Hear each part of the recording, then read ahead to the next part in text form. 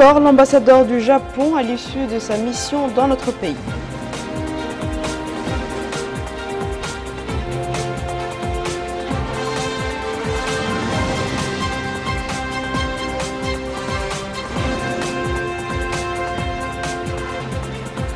Au cœur de l'audience que le président de la République a accordée au ministre des Affaires étrangères nigérien, le passage en revue des relations de coopération entre notre pays et le Niger.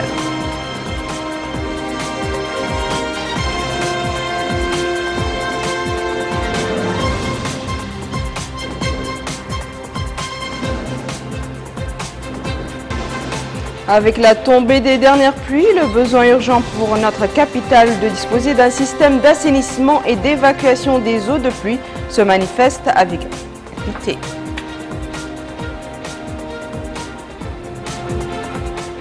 Merci de vous joindre à nous, mesdames et messieurs. Le président de la République, M. Mohamed Abdelaziz, a décoré ce matin l'ambassadeur du Japon dans notre pays, son Excellence M. Hiroshi Azuma, de la médaille de commandeur de l'Ordre du Mérite national, et ce à l'occasion de la fin de sa mission dans notre pays. Compte rendu de Cherzeles. Son Excellence, M. Hiroshi Azuma, ici à l'image, est l'ambassadeur du Japon dans notre pays. Il est à la fin de sa mission diplomatique. À cette occasion, le président de la République, M. Mohamed Abdelaziz, l'a décoré aujourd'hui de la médaille de commandeur de l'Ordre du Mérite national. La cérémonie de décoration s'est déroulée en présence de M. Hamadi ou Hamadi, ministre des Affaires étrangères et de la coopération, et Selkoul Ahmed Zidbi, directeur de cabinet du président de la République, Abdallah Ben Ahmed, chargé de mission à la présidence de la République, et M. Wang Abdoulaye Idrissa, chargé de mission à la présidence de la République. À la fin de ce cérémonial, le président de la République a accordé une audience au diplomate nippon. C'était en présence du ministre des Affaires étrangères et de la coopération, M. Hamadi ou Hamadi. À sa sortie d'audience, l'ambassadeur du Japon a exprimé sa reconnaissance pour cette distinction. J'y vois la reconnaissance de mon engagement pour le développement et la coopération entre le Japon et la Mauritanie. Je saurais y faire honneur et m'engage à toujours œuvrer pour promouvoir la Mauritanie et louer les nombreuses qualités de Mauritaniens. Je suis venu ici en tant que premier ambassadeur du Japon, un résident en Mauritanie, pour le 23 février 2010. Donc pendant ces 3 années, pendant mon séjour à 3 années, je m'engage, je m'applique pour le développement de Mauritanie. Donc je continuerai à m'impliquer pour le développement de ce pays que j'affectionne et avec lequel je garderai un lien indéfectible. Je vous remercie. Le président de la République a reçu en audience cet après-midi le ministre d'État nigérien, ministre des Affaires étrangères, de la coopération, de l'intégration africaine et des Nigériens de l'extérieur en visite actuellement dans notre pays pour présider la partie nigérienne à la grande commission mixte de coopération mauritano-nigérienne. La rencontre s'est déroulée en présence de M. Hamadi Hamadi, ministre des Affaires étrangères de la coopération, M. Abdallah El-Kebd, consul général de la Mauritanie au Niger, et du côté nigérien de M. Aboubakar Ademou, directeur du département des affaires africaines et asiatiques au ministère nigérien des Affaires étrangères. À l'issue de l'audience, le ministre d'État nigérien a fait la déclaration suivante. Je suis ici dans le cadre de la première session de la grande commission mixte de coopération nigéro-mauritanienne et je saisis cette opportunité pour venir rendre visite, une visite de courtoisie à son Excellence le Président de la République, Mohamed Abdelaziz, à qui j'ai transmis les salutations fraternelles du Président Mahamadou Issoufou et avec mon ami Hamadi, nous avons fait le point à son Excellence de l'évolution des travaux de notre session de la commission mixte de coopération.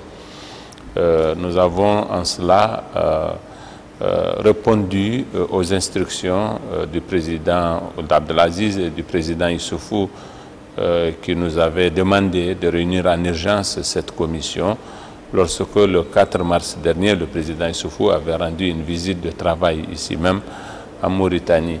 Et je dis au président de la République que nous aurons ainsi jeté les bases d'une coopération à travers les différents accords que nous allons signer aujourd'hui même et les autres qui sont en voie de lettres pour les sessions futures. Nous aurons donc jeté les bases d'une coopération qui, je suis sûr, sera dynamique et répondra aux attentes des populations tant de Mauritanie que du Niger. Merci beaucoup. Les rideaux sont tombés aujourd'hui sur les travaux de la première session de la commission mixte de coopération mauritano-nigérienne ici à Nouakchott.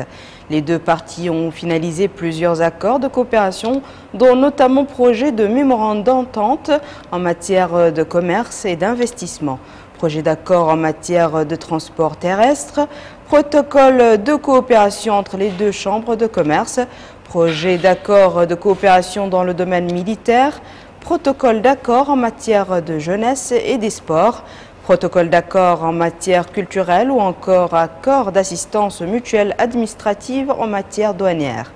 Les deux parties ont décidé de tenir la deuxième session à Niamey après 2 ans. Ouverture aujourd'hui à Nouakchott d'un séminaire d'appui et de formation du personnel de la structure nationale de liaison avec l'Organisation africaine de la propriété intellectuelle de Mauritanie. Le séminaire vise à appuyer les cadres de la structure nationale de liaison ainsi que les autres secteurs dans le domaine de la propriété intellectuelle, industrielle plutôt. Les départements ministériels qui ont des relations avec l'Organisation africaine pour la propriété intellectuelle profitent de ces séminaires. Un séminaire destiné au renforcement des capacités des ressources humaines dans le domaine de l'économie et de l'immatériel. Un domaine largement évoqué par le conseiller technique du ministre du Commerce, de l'Industrie, de l'Artisanat et du Tourisme à la cérémonie d'ouverture. M. Mohamed Saleh Ould Mustafa devait à cette occasion rappeler les enjeux de la rencontre et l'importance des relations entre notre pays et l'Organisation africaine pour la propriété intellectuelle. L'OAPI, dont le représentant du directeur général Mamassi Dosso a souligné l'intérêt de la formation de la structure nationale de liaison avec l'OAPI. Le séminaire de formation et d'appui qui s'ouvre ce matin vient donc à point nommé. Car le maniement de cet indispensable outil de développement que la propriété intellectuelle exige, au préalable et nécessairement, un renforcement des capacités et ressources humaines dans le vaste domaine de ce qu'il a convenu d'appeler l'économie de l'immatériel. Vous comprenez alors la raison pour laquelle notre rencontre, qui a pour objectif de permettre aux participants que vous êtes d'appréhender au mieux notamment les procédures de protection des actifs de propriété industrielle, revêt une importance capitale. La Mauritanie est membre fondateur de l'OAPI, d'où l'importance de développer les relations entre l'organisation et les structures nationales de liaison. Sidi Mohamed Ould Mustafa, directeur adjoint de l'industrie, coordonne la structure nationale en liaison avec l'OAPI. La création de ces structures est venue répondre à ces problèmes parce que les structures nationales de liaison, la structure nationale de liaison, c'est le lien naturel entre l'OAPI et l'État membre. Comme vous savez, l'organisation compte aujourd'hui 17 membres par l'adhésion des îles de Comores du 25 mai dernier. Parmi les missions principales de l'organisation, c'est la délivrance des titres de propriété intellectuelle, la documentation, l'information et la formation en propriété intellectuelle. Les 4 jours de la rencontre seront consacrés à tous les aspects liés à la propriété industrielle et l'intérêt que cela revêt pour les personnels de la structure nationale et les autres administrations concernées. C'est donc un reportage de Salem Majbour Salem. À Nouakchott, chaque hivernage arrive avec son lot de mares, de marécages, d'eau, de ruissellement, inondant rue plutôt et avenues interdisant par moments le passage aux piétons, voire aux automobilistes. Chaque saison de pluie, Nouakchott se retrouve avec plusieurs problèmes, non seulement qui ternissent l'image de marque de la ville, mais aussi provoquent quelques difficultés aux habitants de la ville dans différents domaines d'activité. Ces jeunes commerçants que nous avons rencontrés ce matin ont précisé que cette journée est l'une des journées les plus difficiles dans leur vie professionnelle. D'autres ajoutent qu'il était très difficile ce matin d'avoir un taxi ou autre moyen de transport.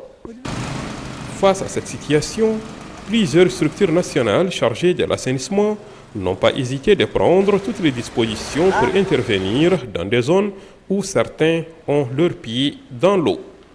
C'est dans ce cadre que M. Hamzata Oul Amar, directeur général de l'Office national de l'assainissement, a déclaré que son institution a initié 2 pistes pour venir en aide aux uns et aux autres. Il a souligné que toutes les parties concernées par ces dossiers ne ménageront aucun effort pour faire face aux obstacles que certains signalent dans différentes muqata'a de Nouakchott. Si chaque année, les mêmes problèmes se posent aux Nouakchottois, alors quand est-ce des mesures seront prises pour la mise en place d'un plan d'assainissement sans faille en vue que Nouakchott ne soit plus inondé avec quelques gouttes de pluie? L'accumulation des déchets domestiques et autres dans les rues, les marchés et devant les foyers représentant un danger pour la santé des citoyens, en particulier lorsque l'eau de pluie se mêle de la partie. Après une nuit de pluie, Nouakchott, où l'insalubrité constitue un fléau dont on ne cesse de parler, a aujourd'hui un visage écœurant. Preuve par l'image, ces rues sont bien servies en montagne d'ordures et d'eau de pluie, ce qui cause pour les riverains bon nombre de problèmes. À Nouakchott, il existe des muqata'a qui battent le record d'insalubrité comme ici. Comme vous pouvez le constater vous-même, ce triste décor est inacceptable dans une ville moderne. C'est du fait des habitants du quartier qui viennent ici déposer leurs ordures, ce qui n'est pas normal. Comme ce riverain vient de le souligner, il n'est pas rare de voir des personnes sans civisme jeter leurs ordures ménagères hors des corbeilles mises en place dans tous les quartiers par Pisorno. Ils versent plutôt leurs ordures ménagères n'importe où et n'importe comment.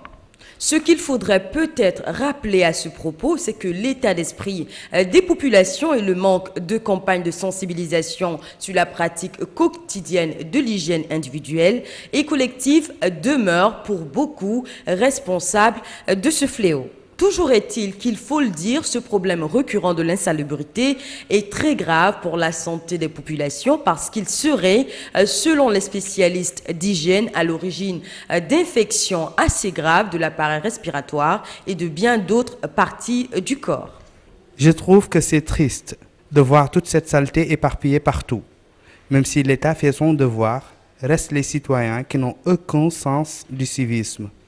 Avant de lancer les travaux de la société d'assainissement Pisorno, n'aurions-nous pas dû plutôt penser à éveiller le sens du civisme et de la propriété chez les populations de notre ville? L'initiative Louava pour l'appui au président de la République a organisé hier soir à Elmina une manifestation populaire au cours de laquelle elle a renouvelé son soutien politique au chef de l'État, Mohamed Abdelaziz, et loué les grandes réalisations accomplies au cours de son mandat dans les différents domaines du développement. Les représentants de cette initiative ont souligné leur attachement à l'UPR et à ses choix politiques, appelant tous les citoyens à adhérer dans les rangs de cette formation pour appuyer le processus de construction et préserver l'unité nationale et la paix sociale. Ils ont invité les citoyens à retirer leur carte d'identité et à s'inscrire sur la liste électorale pour prendre part efficacement aux prochaines échéances municipales et parlementaires. Le docteur Mohamed Eminou El Hassan, président de la mission de l'UPR, a au cours de cette manifestation apprécié l'initiative et invité l'assistance à poursuivre les efforts pour gagner le pari de la prochaine étape. Actualité internationale à présent en Égypte. Les manifestations dites la semaine du départ des putschistes à laquelle la coalition nationale d'appui à la légalité se poursuivent. Cette décision intervient alors que le nouvel homme fort du pays, le chef de l'armée, le général Abdel Fattah el-Sisi, a assuré que son pays ne plierait pas face à la violence des islamistes, leur promettant une réponse la plus énergique devant un parterre de chefs militaires et de la police. C'est ainsi que 24 hommes de sécurité ont été tués et 3 autres blessés dans une attaque d'hommes armés au nord du Sinaï. Pour le général al-Sisi, les terroristes aujourd'hui sont les militants islamistes. Le nouvel homme fort du pays s'exprimait pour la première fois depuis le carnage de mercredi qui a fait 800 morts, essentiellement des manifestants pro-Morsi. Aucun état d'âme, le général justifie la répression. Il promet une réponse des plus énergiques, je cite, aux islamistes qui, selon lui, ont choisi la violence. Une méthode forte, largement soutenue par la presse nationale et par une grande majorité des habitants du Caire. Et la tension ne va retomber avec l'attaque aujourd'hui contre des policiers dans le Sinaï. 2 convois visés à la requête selon des sources sécuritaires et médicales. Ce raid attribué aux frères musulmans est le plus meurtrier depuis des années. Bilan, 25 policiers tués. En Irak, 4 personnes ont été tuées et 13 autres blessées suite à 2 explosions qui a visé des arrêts de bus à l'ouest de la capitale Bagdad. Une source sécuritaire a dit que les 2 explosions visaient des fonctionnaires qui attendaient au niveau des arrêts de bus dans le quartier Al-Amariya et le quartier Al-Qadra voisin. Depuis début 2013, le pays connaît une recrudescence de la violence parallèlement à la montée de l'indignation dans plusieurs régions irakiennes. L'agence Chine Nouvelle a fait état de 37 personnes tuées au moins suite aux inondations qui ont frappé le nord-est du pays. Les pluies diluviennes ont conduit à ces inondations qui ont frappé au cours de ces derniers jours la province montagneuse de Liaoning. Les sauveteurs se sont précipités pour sauver des dizaines de milliers de personnes parmi les habitants des zones sinistrées. Nombre de régions chinoises autres connaissaient des inondations saisonnières. Ce sera tout pour ce journal, mesdames et messieurs. À présent, le rappel des titres. Le président de la République décore l'ambassadeur du Japon à l'issue de sa mission dans notre pays.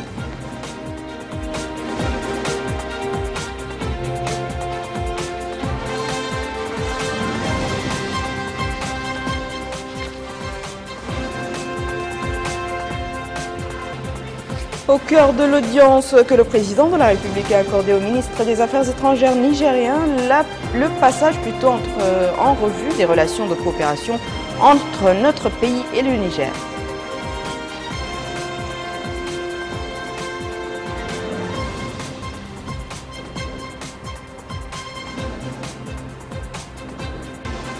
Avec la tombée des dernières pluies, le besoin urgent pour notre capitale de disposer d'un système d'assainissement et d'évacuation des eaux de pluie se manifeste avec acuité.